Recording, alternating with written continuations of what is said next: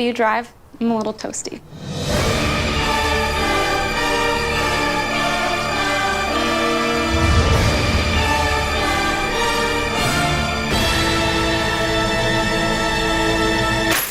Nope.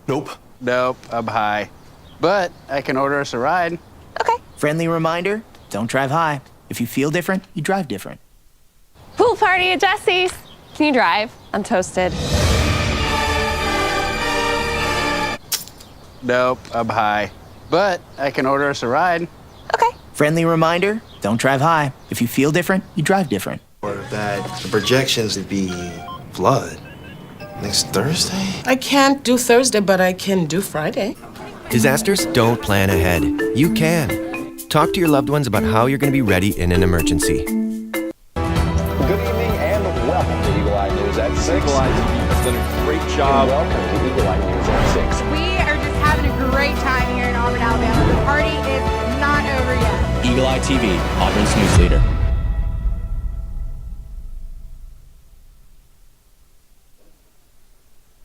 Good evening and welcome to Eagle Eye News at 6. I'm Morgan Sims. And I'm Brady Honeycutt. Thank you for joining us tonight.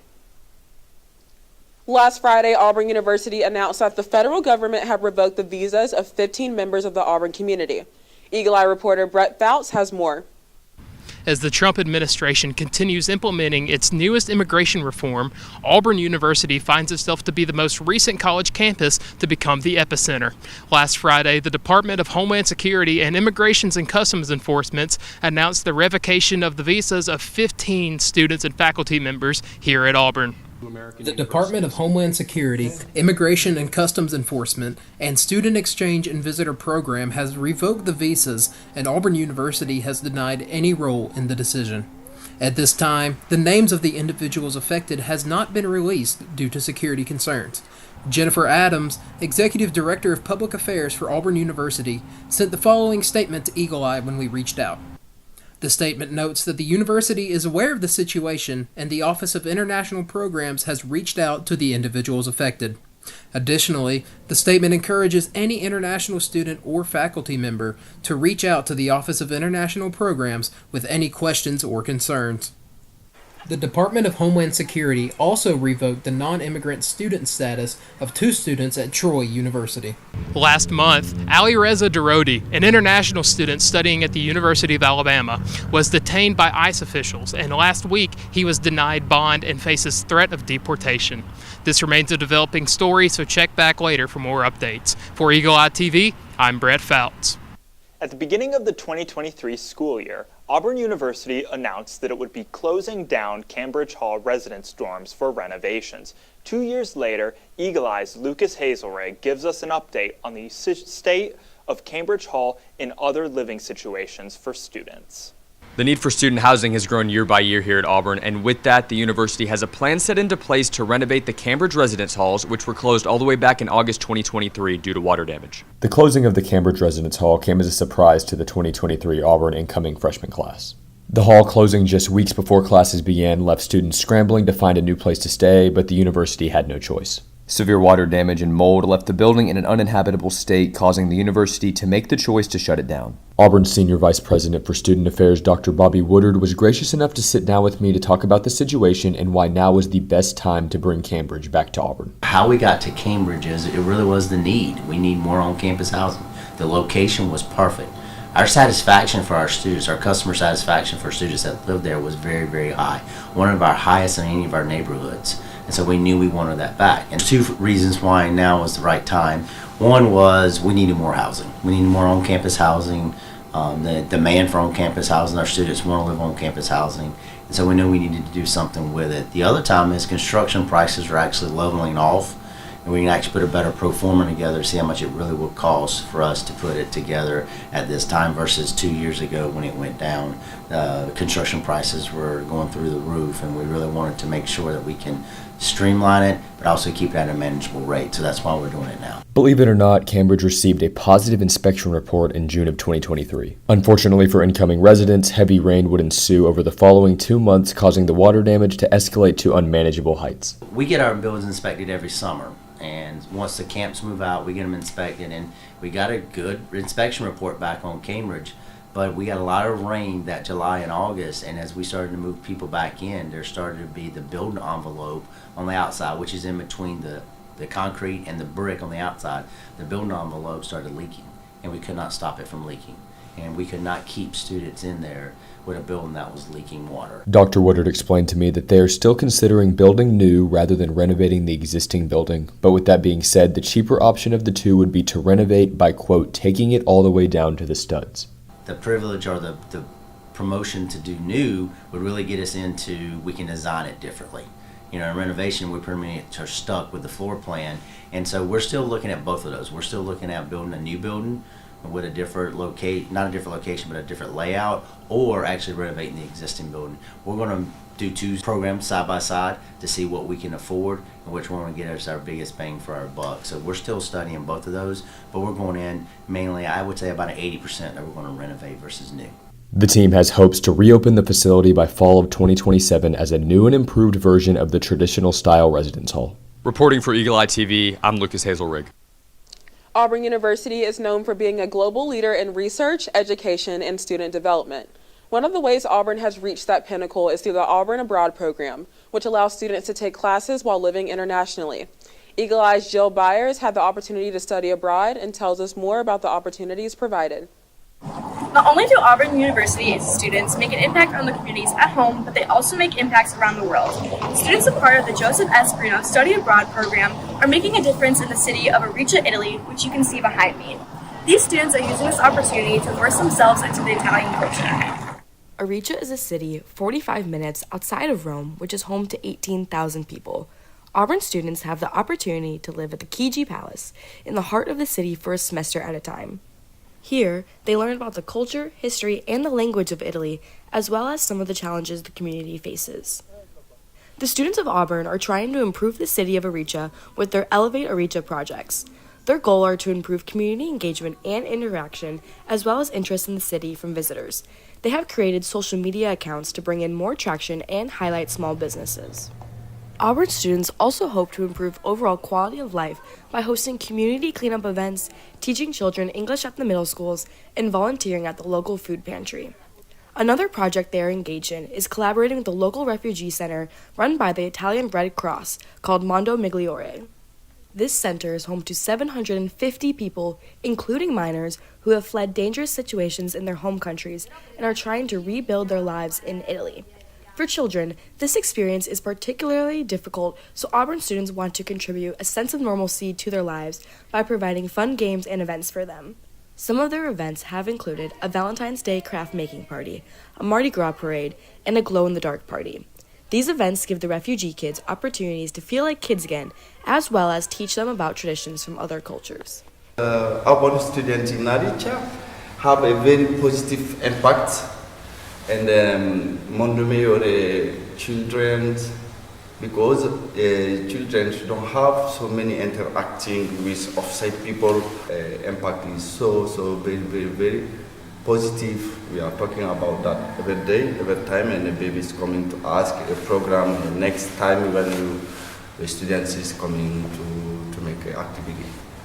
This experience has promoted a cross-cultural exchange between the students of JSV and the residents of Aricia, as well as encouraged connections with the kids at the local refugee center. Jillian Byers, Eagle Eye TV, Auburn's news leader. Pebble Hill, a historic site right here in Auburn, Alabama, is most known for its connection to the university's College of Liberal Arts, serving as the home for Caroline Marshall Drawn Center for the Arts and Humanities. But what most people don't know is Pebble Hill's connection with the history of slavery in Alabama. Eagle Eye reporter Morgan Sims brings us the story. Auburn University is deeply connected with the history of slavery in Alabama. And what you may not know is there's a plantation that still stands in our community. Pebble Hill, an antebellum cottage built in 1847 and was once the home of Colonial Nathaniel J. Scott and later Mary K. Scott. But it wasn't just a cottage. Property was definitely a plantation property, and according to the 1850 census and the 1860 census, slave census, Nathaniel Scott owned many slaves. As in many, that's up to 60 enslaved Africans who helped build the Pebble Hill structure, but also participated in hard labor. This includes farming, pottery making, construction, and craftsmanship for no pay.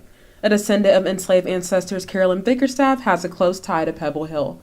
I'm reminded of how close slavery is in my family because Pebble Hill still stands. Three greats ago, I had a Grandma Betsy who was a slave, who had a husband, but her husband wasn't on the same plantation with her. But the history isn't only limited to those of African descent. The house is a window onto the stories of Creek Indians and the story of early Alabama, and also the story of slavery and enslavement and the contributions that folks make, as well as the settlers who came here and the planters who created the town of Auburn. Pebble Hill now serves as a historical museum for the community to take a deeper dive into the history of Auburn and understand why it's so special. And for Eagle Eye News, I'm Morgan Sims. Earlier this month, President Donald Trump imposed tariffs across all countries in an attempt to push domestic production, a move that comes just after Trump declared April 2nd as Liberation Day. Eagle Eye reporter Sophie Porter tells us how these tariffs affect Americans nationwide, and right here on our campus. Auburn University is deeply connected. Tariffs might sound like something that only affects big businesses or international politics, but the latest moves by the Trump administration could hit closer to home than you think. From the cost of laptops to everyday essentials, college students could start feeling the impact in unexpected ways. Just days ago, a new wave of tariffs on global imports took effect, and they are already stirring concern across industries, markets, and even college campuses. These tariffs introduced by President Donald Trump mark a major shift in the way the U.S. is handling trade. There is now a 10% tariff rate on all imported goods coming into the country. But when it comes to imports from China, that number increases to 145%. I spoke with economics professor Henry Thompson for more information regarding exactly what tariffs are and how they could affect college students. Tariffs are taxes on consumer goods. They're taxes on producer goods, too, that producers buy to make other stuff. It's a tax when it crosses the border, and it has to be paid by the whoever imports the product. Of course, the foreign firm gets hurt, and so do the domestic consumers. So what it does is raise the price of imported products inside the country. So the real problem with tariffs is that it lowers, not only raises prices, but lowers wages and income in the long run. That's a sort of a 10 or 20 year horizon, and that's the college student horizon. I also spoke to students on campus about their opinions on these tariffs and how they expect them to impact their daily life. I think it's very confusing to keep up with how many tariffs there are and which ones are actually being used, because it feels like every time a tariff is announced, it's immediately revoked or changed. And even though the tariffs aren't even in place yet, we're already feeling the effects. I have a bunch of money in stock markets. I already set up a Roth IRA for my retirement account. And over the course of 2 days, I dropped $2,000, and the tariffs haven't even been implemented yet. I am not that informed of the situation. I do hear it's pretty complicated and maybe a bit complex. I think the idea is that the market will improve over time. Some people disagree, some people agree. I heard a dude talking about it in my class. That's about all I know. But I do know right now I'm probably going to go study it myself and form my own opinion. For Eagle Eye News, I'm Sophie Porter. On April 11th, the U.S. Customs and Border Protection posted a notice that electronics imported to the United States would be exempt from President Trump's reciprocal tariffs. The exemption includes smartphones, computer monitors, and various electronic parts entering the U.S. Last Thursday, the French Club and the Caribbean Student Association hosted a Haitian night with a presentation to honor International Francophone Day. Here's the story. This past Thursday, April 17th, Auburn students got the opportunity to experience and celebrate a culture of the Caribbean without leaving campus through the French Club and Caribbean Student Association's joint Haitian Night. The event, which took place from 6 to 8 in the Melton Student Center, was put on collaboratively by both Auburn's French Club and CSA, and was months in the making. French Club President Henry Limbo discussed what went into making this night happen. We've been putting this event together. We've been working with the Caribbean Student Association for about 3 months. It's taken a lot of just communication and time working with both our advisors and each other to kind of get the menu set for the food, get some of the events organized as well, and get everything ordered. The menu, which included several classic Haitian dishes such as Haitian orange cake, soup jumu, Haitian mac and cheese, and fried pork, was just one example of the way these two clubs collaborated to put this night together. The night also included a presentation about Haitian culture and history, as well as arts and crafts and an exciting tournament of Haitian dominoes. CSA member Nayla Anayus discussed what this night meant to her. I am Haitian, and so I really love my culture. I really wanted to spread my culture with everybody and share my culture with everybody.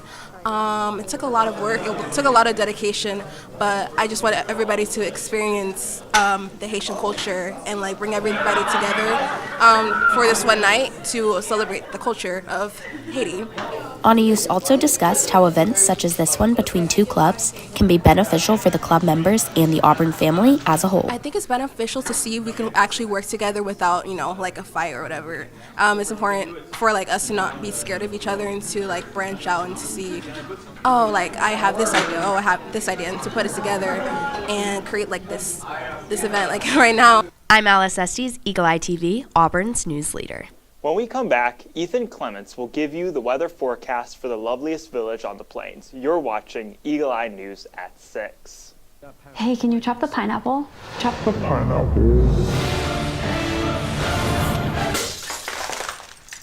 Nope, I'm high. How about I wash off the grapes? Yes. Okay. You're already making good decisions when you're high. I want tacos. Will you drive? I'm a little toasty.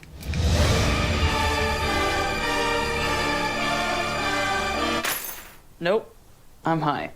Let's order in. Don't make an exception when it comes to driving. If you feel different, you drive different. See on page 4 that the projections need to be tornado next Thursday. Seriously? Thursday? Can't do that. This is really inconvenient. I have yoga that day. I have no time for this. So. I can't do Thursday, but I can do Friday. Disasters don't plan ahead. You can. Talk to your loved ones about how you're going to be ready in an emergency. Don't wait. Communicate. I want to eat apples and bananas. I need to eat apples and bananas. Why can't I eat apples and bananas? Support the Feeding America nationwide network of food banks to help provide meals to those in need. Join us at feedingamerica.org.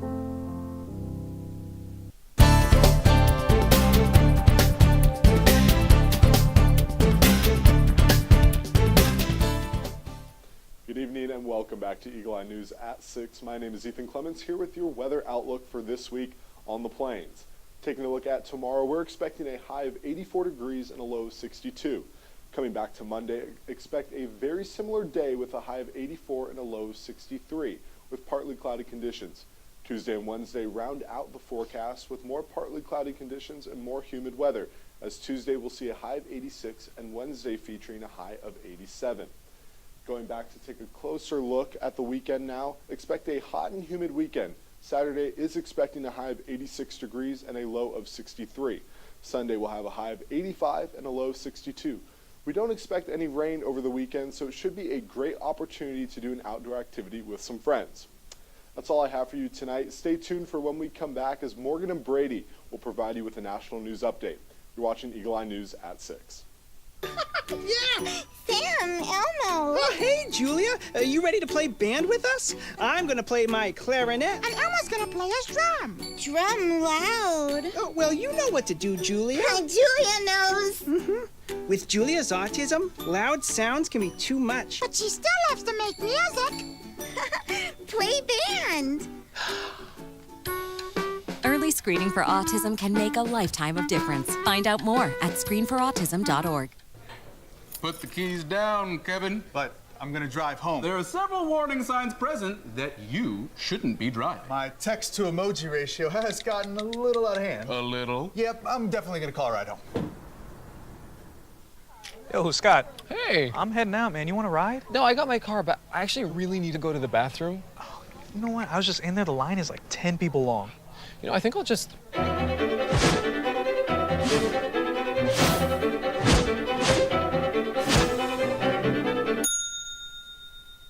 Dude, are you okay? You wouldn't believe what I was just thinking. I am definitely buzzed. Yeah. I think I will take this, and I will take that ride home. Smart man. Did you see how that dog was looking at me?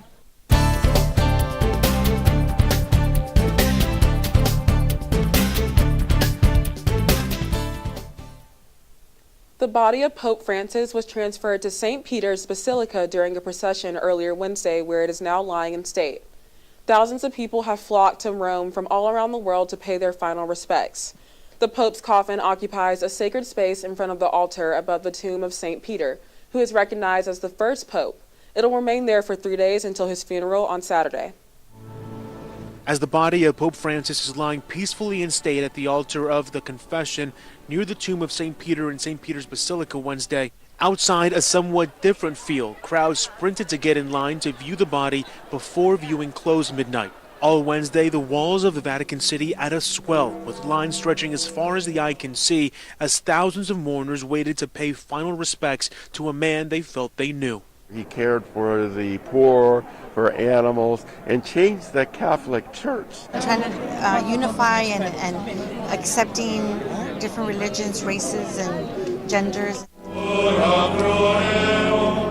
Cardinals were the first to pay their respects among thousands of mourners passing by.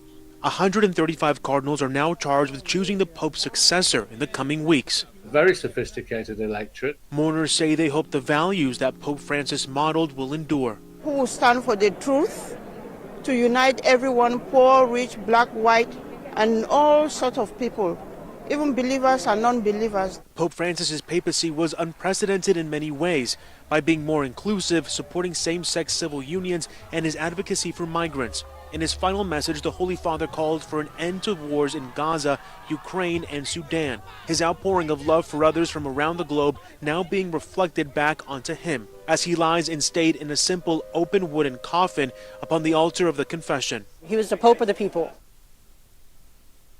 President Donald Trump is giving 2 college commencement addresses. One you might expect at West Point, and the other at the University of Alabama in Tuscaloosa. It actually marks the 3rd time Trump has visited the home of the Crimson Tide.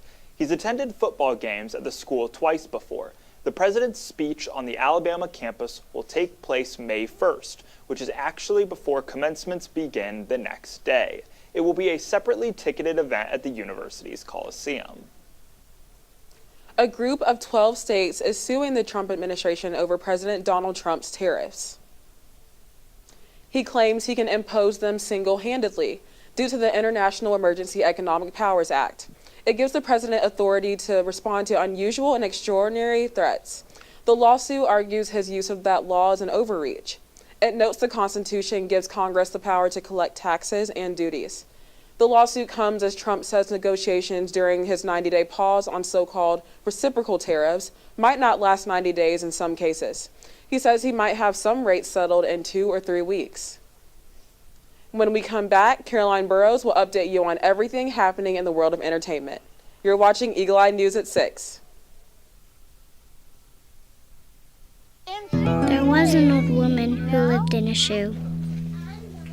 She had so many children, she didn't know what to do.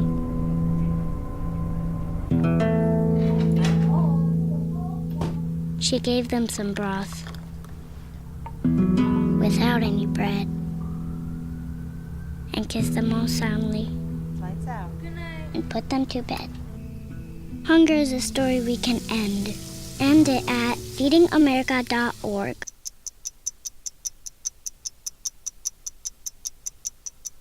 I was living in a shelter juggling 3 jobs. I had to be resilient. That's something that you can't teach. You can achieve a lot using your imagination. I mean, I don't like to brag, but... Wait, who's that? And why is she all over these achievement awards? But with STEM, the sky's the limit. Shaboom! Use STEM to envision... Okay, I'm seeing it. Yeah. Invent. Got any ideas? I've got a few, actually. and create a better world. Told you she's super smart. If she can STEM, so can you. Find out more at SheCanSTEM.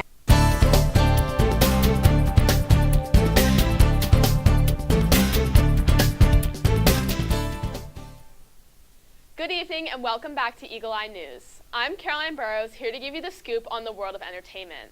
Starting off tonight, we have exciting news for fans of Dancing with the Stars, as Robert Irwin has been announced as the first contestant for the upcoming season. Yeah, well, at our wildlife. The 21-year-old son of late crocodile hunter Steve Irwin is the first contestant announced for the 34th season of the show. Irwin is followed in his sister's footsteps. Bindi Irwin previously won the competition show with partner Derek Huff. A vintage Woody vehicle and massive mural are found in a World War II shipwreck, and a peanut-shaped asteroid gets a close-up. Coming up in today's Take a Look at This.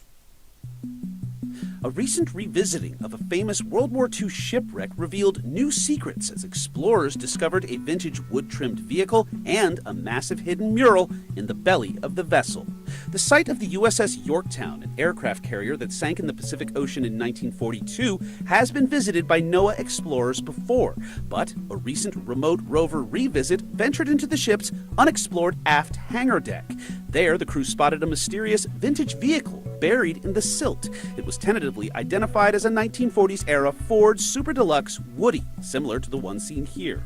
But what was it doing there? A prevailing theory suggests the car could have been used by high-ranking officials for foreign port business. Additionally, the rover's camera spotted a beautiful hand-painted map mural hidden inside one of the Yorktown's elevator shafts. The massive 42 by 12-foot painting appeared to chronicle the world travels of the intrepid carrier, which continues to reveal military maritime mysteries galore. Not so mysterious, but just flat-out cool, are these up-close images shared by NASA of a peanut-shaped asteroid recently encountered by the agency's Lucy spacecraft. The Jupiter-bound probe got within 600 miles of the rocky oblong object, close enough to capture detailed images of its craggy, dappled surface. Am I the only one that thinks it's kinda cute? Yeah, I know asteroids could have world-destroying potential. I saw Armageddon once on a bus with the sound muted, but I got the gist. I'm just saying, as far as peanut-shaped doomsday delivery devices go, this is one shell of an adorable one. For Take a Look at This, I'm Jeremy Roth. We're running out of time, but I have one more story for you before I send it back to the desk. Tom Cruise literally went to the ends of the earth for his latest film. David Daniel explains in today's Hollywood Minute. Salzburg is just, it's breathtakingly beautiful. What an absolutely remarkable place to be able to film. It is a unique experience. Tom Cruise is still going to extremes. Paramount revealed this sneak peek at filming scenes for Mission Impossible: The Final Reckoning in the Arctic, a mere 650 miles from the North Pole, on the northernmost year-round settlement on Earth. The 8th and apparently final Mission Impossible movie blows into theaters May 23rd. At last, I would be a detective in my own right, worthy of the Holmes name. Enola Holmes is back on the case. Netflix has announced Millie Bobby Brown and Henry Cavill are returning in Enola Holmes 3, which is now in production. We're about to choose the most famous man in the world. And 1.25 billion souls watching. Life imitates art. The death of Pope Francis has sparked more interest in Conclave about selecting a new pontiff. The 2024 film recently hit streaming services, and it topped Prime Video's bestsellers list shortly after the Pope's death was announced. In Hollywood, I'm David Daniel.